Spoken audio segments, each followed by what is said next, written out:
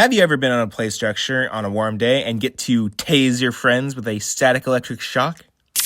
Well, aircraft do the exact same thing, but on a much grander scale than you expect. The surface of the wings and fuselage of an aircraft accumulate over 100,000 volts of electrical potential every single flight. And while it doesn't generate a high enough current to be useful, this is still a very large potential. Now, there are a lot of people on an aircraft, and a lot of extremely sensitive instruments that could malfunction with that excess voltage.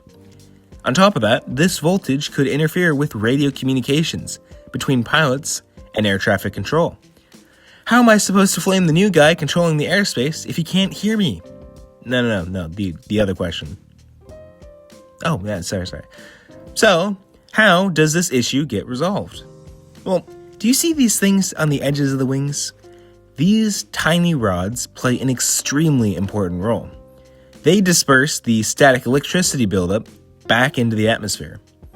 Essentially, these rods come to an extremely fine carbon fiber needlepoint. Ow!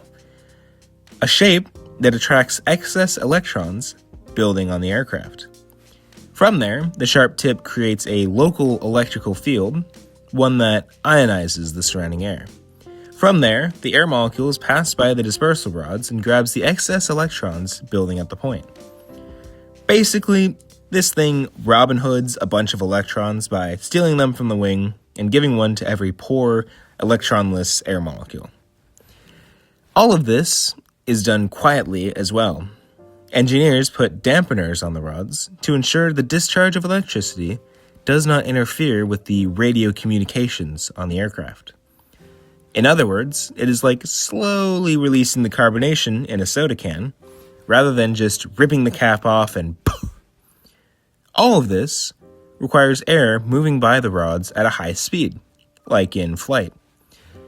But if there is no air flow to ionize, how does the aircraft lose its electrical potential on the ground? After all, that kind of static shock could cause a spark-filled soda explosion in the fuel tanks and aircraft wings. Well, that is where the ground cable comes into play. On the refueling trucks, before anything is done, a small cable is attached to the wing, one that takes the remaining electric potential and just disperses it back into the earth. After that, the bomb is defused.